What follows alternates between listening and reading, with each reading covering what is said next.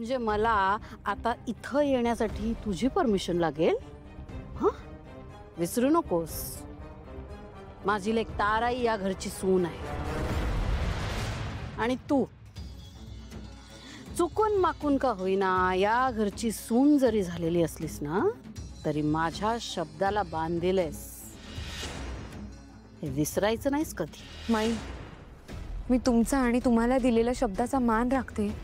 याचा अर्थ हा नाहीये की मी तुमची सर्वस्वी गुलाम आहे. अच्छा, एवढी जीभ चरचरायला लागली आहे तुझी? ठीक आहे, पण आता हे जे एफर्ट्स आहे ना, हे गाण्यासाठी वापर. म्हणजे एका मोठ्या म्युझिक कंपनीने ताराचा कॉन्सर्ट अरेंज केलाय आणि तुला त्यात गाणं गायचंय. काय बोलताय तुम्ही? माई, माझं आत्ता कोर्टात जाणं जास्त महत्वाचं आहे. मी नाही करू शकत. तुला विचारलं नाहीये मी, सांगतेय की तुला तिथे गाणं गायचंय. हो, मी येईन, पण मला आधी कोर्टात जाऊन येऊ द्या. हे बघ सावली, ते म्युझिक कंपनीवाले तुझ्यासाठी थांबणार नाहीयेत, कळलं ना? आणि तुझ्या कोर्टात जाण्याने काही होणार नाहीये. हा, तू काय वकील आहेस सारंगची? हा, हे बघ, तुझ्या जाण्याने काही फरक पडणार नाहीये. सारंगने गुन्हा केलाय तर तो जेलमध्ये जाणारच, त्याला शिक्षा होणारच. पण तू जर कार्यक्रमाला आली नाहीस तर ताराच्या आयुष्यावर त्याचा खूप वाईट परिणाम होईल आणि तो मी होऊ देणार नाही. तेव्हा तुला यायचंय, कळलं? माई, ऐका ना, तुम्ही आत्ताची स्थिती समजून घ्या ना प्लीज. सारंग सरांच्या भविष्याचा प्रश्न आहे. माझ्या ताराच्याही भविष्याचा प्रश्न आहे, कळतंय ना? आणि बाय द वे, आता हा प्रश्न फक्त सारंगच्या किंवा ताराच्या भविष्याचा नाहीये. प्रश्न आता तुझ्या अप्पूच्या जगण्या मरण्याचाही आहे. अप्पू हॉस्पिटलला आहे, माहितीये ना? तुझे घरचे आणि अप्पू आता पूर्णपणे माझ्यावर डिपेंडंट आहे. त्यांची या क्षणी फक्त ही भैरवीच मदत करू शकते. कारण आता या क्षणी अप्पू हॉस्पिटलमध्ये असताना सारंग तुझी कुठलीच मदत करू शकणार नाही.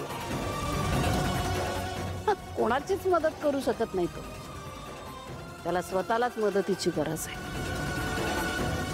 तेव्हा आता सावली, आजचा कार्यक्रम छान झाला पाहिजे.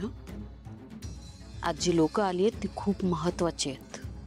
त्यांना जर एकदा ताराचं गाणं आवडलं तर मग आपल्याकडे इव्हेंट्सची काही कमी राहणार नाही.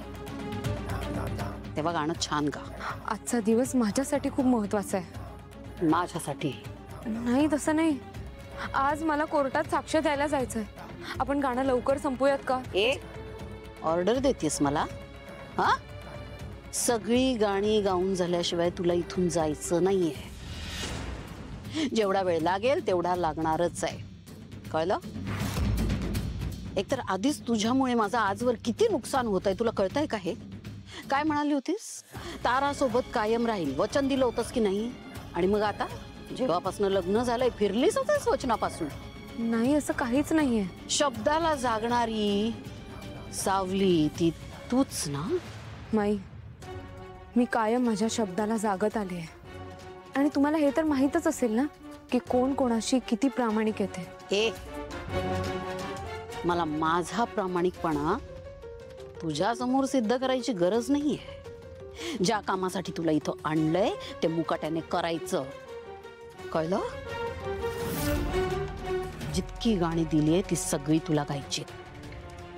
मला आजच्या कार्यक्रमात कुठलीच गडबड नकोय. जोवर कार्यक्रम संपत नाही तुला इथंच उभं राहून गाणी गायची. कळलं का?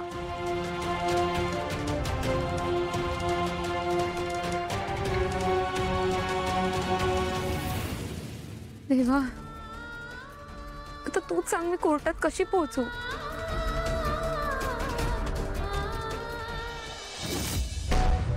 काय झालं?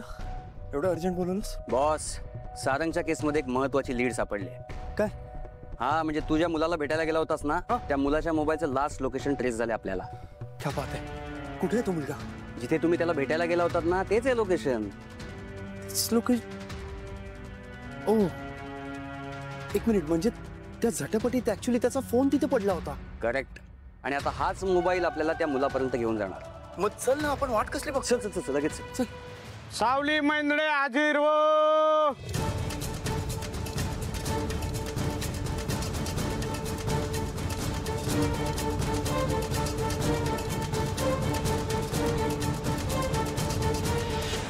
अगं तू तिकडे साक्ष द्यायला पोहोचणं गरजेचं आहे. तुला आत्ताच्या आता तिकडे जायला पाहिजे.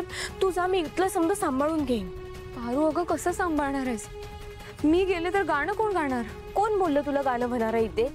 म्हणजे अगं सावली, तारा मॅडम गाणं सादर करायला जातील तेव्हा.